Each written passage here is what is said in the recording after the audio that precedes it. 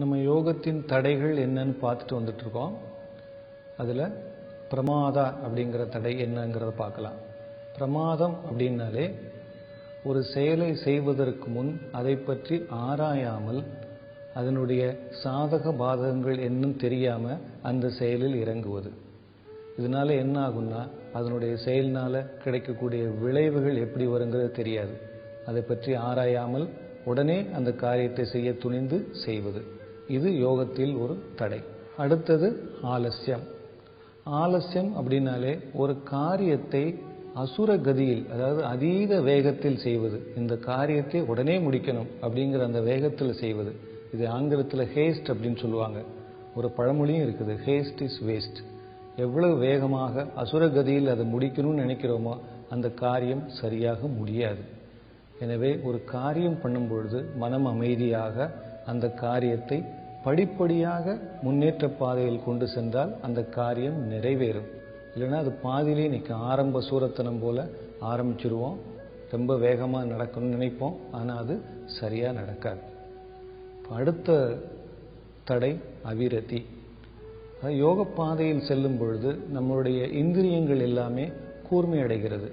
அதனால என்ன ஆகும்னா அது இன்பம் நுகர்வதற்கு மிகுந்த ஆசைப்படும்.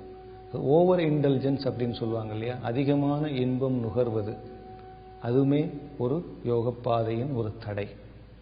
நம்ம இன்னைக்கு பார்க்கக்கூடிய 2 ஆசனங்கள் ரெண்டுமே இன்டென்ஸ் ஆசனங்கள். சர்வாங்காசனா சீரீஸில் முதல்ல பார்க்க போகிறது ஹலாசனத்தினுடைய ஒரு ட்விஸ்ட், பரிவிருத்தி. அது எப்படிங்கிறத நம்ம இப்போ பார்க்கலாம். இந்த பொசிஷனில் மூச்சு உள்ள எடுத்துக்கங்க, மூச்சை வெளியே விட்டுக்கிட்டே 2 கால்களையும் தலைக்கு மேலே தூக்குங்க, உள்ளங்கையை முதுகுக்கு பின்னாடி வச்சுக்கோங்க. இப்போ மூச்சு உள்ள எடுத்துக்கிட்டே சர்வாங்காசனா பொசிஷன் வந்துருங்க. காலை ஸ்ட்ரைட் பண்ணிடுங்க. உடல் கால் எல்லாமே ஒரே நேர்கோட்டில் இருக்கு. இப்போ மூச்சை வெளியே விடும்போது ஹலாசனா பொசிஷன் வாங்க, ஆனால் ட்விஸ்ட் பண்ணி மெதுவாக இடது பக்கமாக கொண்டு போங்க. கால்களை, கால் பெருவிரல் இடது பக்கமாக தரை மேலே இருக்கட்டும். இப்போ மூச்சு உள்ள இழுக்கும் பொழுது கால்களை ஸ்ட்ரைட் பண்ணிடுங்க, சர்வாங்காசனா பொசிஷன் வந்துருங்க.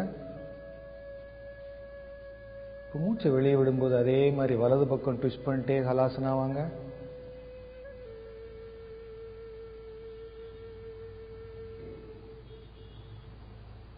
இப்போ மூச்சு உள்ள இழுக்கும்போது கால் ரெண்டையுமே ஸ்ட்ரைட் பண்ணிடுங்க, நேராக இருக்கட்டும் கால்கள். இப்போ மூச்சை வெளியே விடும்போது மெதுவாக கால் ரெண்டையுமே தலைக்கு மேலே கொண்டு வாங்க. இப்போ மூச்சை இழுக்கும் பொழுது முதுகு, கால்கள், கைகள் மெதுவாக தரைக்கு வரட்டும்.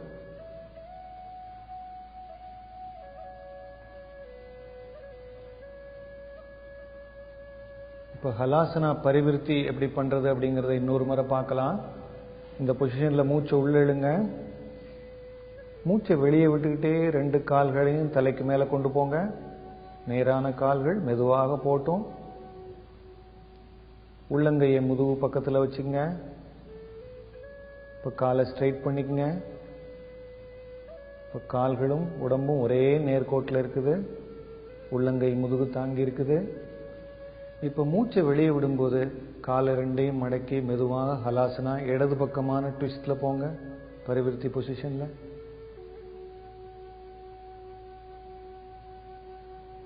மூச்சு உள்ள இழுத்துக்கிட்டே மெதுவாக ஸ்ட்ரைட்டாக மேலே வாங்க. இப்போ மூச்சை வெளியே விட்டுக்கிட்டே அதே மாதிரி வலது பக்கமாக திருப்பி ஹலாசனா பொசிஷன் போங்க. பெருவிரல் ரெண்டும் தரையில் இருக்கட்டும் வலது பக்கமாக. இப்போ மூச்சை உள்ள எடுத்துக்கிட்டே கால்கள் ரெண்டையும் ஸ்ட்ரைட் பண்ணிடுங்க, சர்வாங்காசனா பொசிஷன் வந்துருங்க. இப்போ மூச்சை வெளியே விட்டுக்கிட்டே கால் ரெண்டையும் மெதுவாக தலைக்கு மேலே கொண்டு போங்க. இப்போ மூச்சை உள்ள எடுத்துக்கிட்டே முதுகு, கால், கைகள் எல்லாமே மெதுவாக தரையை நோக்கி வரட்டும். தரையில் வச்சிருங்க.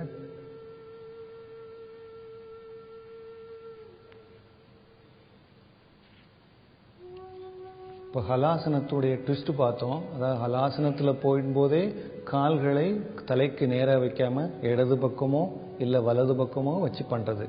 இது பண்ணுவதனால சர்வாங்காசனத்துக்கு கிடைக்கக்கூடிய பலன், ஹலாசனத்துக்கு கிடைக்கக்கூடிய பலன் அது இன்னுமே இன்டென்ஸ் ஆகும், இரட்டிப்பாகும். ஏன்னா ஹலாசனம் பண்ணும் பொழுது அடிவயிறு அமுங்குது, அதில் இருக்கிற எல்லா ஆர்கன்ஸுடைய வேலை தூண்டப்படுது, இரத்த ஓட்டம் சீராகிறது. இது ட்விஸ்ட் பண்ணும்போது அந்த முறுக்கம் ஏற்படுத்தும் பொழுது அடிவயிறு மேலும் அமுக்கப்படும். அடிவயிறு அமுக்கப்படுகிறது, முதுகுத்தண்டலையுமே ஒரு ட்விஸ்ட் எஃபெக்ட் கிடைக்குது. அதனால் அதுக்கு போகக்கூடிய இரத்த ஓட்டம், முதுகு பகுதியில் இருக்கிற சதைகள் ஃப்ளெக்சிபிலிட்டி, ஸ்ட்ரென்த்து, இடுப்பு பகுதி நல்ல முறையில் ஃப்ளெக்சிபிள் ஆகும். ஏன்னா ரெண்டு பக்கமுமே நம்ம இந்த கால்களை வலது பக்கமும் இடது பக்கமும் மாற்றுவதனால ஃப்ளெக்சிபிலிட்டி இன்க்ரீஸ் ஆகிறது. முட்டி, கால்கள், இடுப்பு, அதில் இடுப்பு பகுதியில் வேண்டாத சதைகள் இருந்தால் அதுவுமே டோன் ஆகும். நம்ம அடுத்து பார்க்கக்கூடிய ஆசனம், அதாவது ஆசனம் சர்வாங்க ஆசனத்திலே ஒரு கிரசன்ட், அதாவது மேன்மையான நிலையில் இருக்க ஒரு ஆசனம். ஹலாசனம் பொசிஷனில் போயிட்டு கால்களால் உடம்ப கிளாக்வைஸ் ஆன்டி கிளாக்வைஸ், அதாவது வலதுபுறமாகவும் இடதுபுறமாகவும் கால்களாலே நடந்தே வந்து சுற்றி வருவது தலைகள் நிற்கிற முறையில். இது பண்ணுவதுக்கு முன்னால் சர்வாங்காசனம் நல்ல முறையில் பயிற்சி எடுத்துருக்கணும், ஹலாசனம் பயிற்சி எடுத்துருக்கணும். ஹலாசனத்தில் ட்விஸ்ட் எப்படி பண்ணுறதுங்கிற பயிற்சி எடுத்த பிறகு தான் இதை அட்டம்ப்டே பண்ணணும். இது பண்ணும் பொழுது ஒரு தேர்ந்த ஆசிரியர் துணை இல்லாமல் இதை நம்ம ட்ரை பண்ண வேண்டாம். இது எப்படி பண்ணுறது அப்படிங்கிறத நம்ம இப்போ பார்க்கலாம். இந்த பொசிஷனில் மூச்சு உள்ளே எடுத்துக்கங்க. மூச்சை வெளியே விடும்போது மெதுவாக கால்கள் ரெண்டையும் தலைக்கு மேலே கொண்டு போங்க. உள்ளங்கை முதுகு பகுதியில் வச்சுக்கோங்க சப்போர்ட்டா. இப்போ மூச்சை உள்ளே இழுக்கும்போது கால்களை ஸ்ட்ரைட் பண்ணிடுங்க, சர்வாங்காசனா பொசிஷன் வந்துடுங்க. இப்போ மூச்சை வெளியே விட்டுக்கிட்டே ரெண்டு கால்களையும் தலைக்கு மேலே கீழே கொண்டு போங்க. இப்போ நீங்கள் மூச்சு உள்ளே வெளியே வாங்கிக்கிட்டே ரெண்டு கால்களையும் ஒரு பக்கமாக முதுகை சுற்றி வட்டம் போடுங்க. கால்களால் நடந்துக்கிட்டே கொண்டு போங்க இடது பக்கமாக.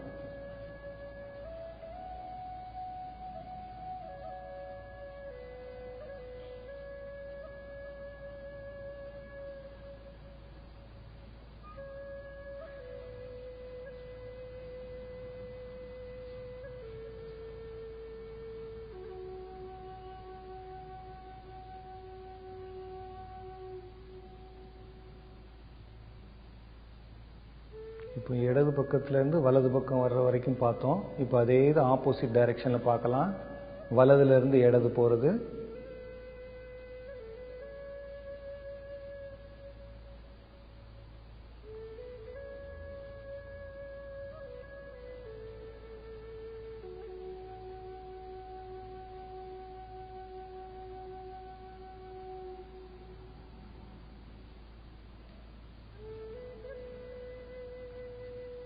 இது மிகவும் இன்டென்ஸான ஒரு பாஸ்டர். போதிய ப்ரிப்பரேஷன் இல்லாமலோ ஒரு அனுபவம் வாய்ந்த ஆசிரியர் துணை இல்லாமலோ இதை ட்ரை பண்ண வேண்டாம். இப்போ மூச்சை உள்ளே எடுத்துக்கிட்டே சர்வாங்காசனா பொசிஷன் வந்துடுங்க. கால் ரெண்டையும் தூக்கி இப்போ மூச்சை வெளியே விடும்போது மெதுவாக கால்களை தலைக்கு மேலே கொண்டு போங்க. இப்போ மூச்சை உள்ளே எடுத்துக்கிட்டே முதுகு பகுதி, கால்கள், கைகள் எல்லாத்தையுமே மெதுவாக தரையை நோக்கி கொண்டு வந்துடுங்க.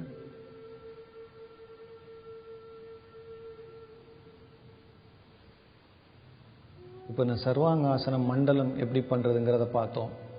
தலைகீழாக போயிட்டு சர்வாங்காசனம் பொசிஷனில் காலை கீழே வச்சு வலது பக்கமாகவும் இடது பக்கமாகவும் கால்களால் நடந்தே உடம்பை சுற்றி வருவது. இது பண்ணும் பொழுது சர்வாங்காசனம் ஹலாசனத்துக்கு கிடைக்கக்கூடிய எல்லா நன்மைகளும், அது போக இடுப்பு பகுதியோட ஃப்ளெக்சிபிலிட்டி நல்ல முறையில் இன்க்ரீஸ் ஆகும். ஏன்னா நீங்கள் வலது பக்கமாகவும் திரும்புகிறீங்க, இடது பக்கமாகவும் திரும்புவதனால இடுப்பு பகுதி, முதுகு பகுதி, அடிவயிற்று பகுதி, நெஞ்சு எல்லா இடத்துக்குமே உள்ள எல்லா ஆர்கன்ஸுடைய உறுப்புகளுடைய செயல்கள் தூண்டப்படுகிறது. இரத்த ஓட்டம் சீராக நடக்கிறது.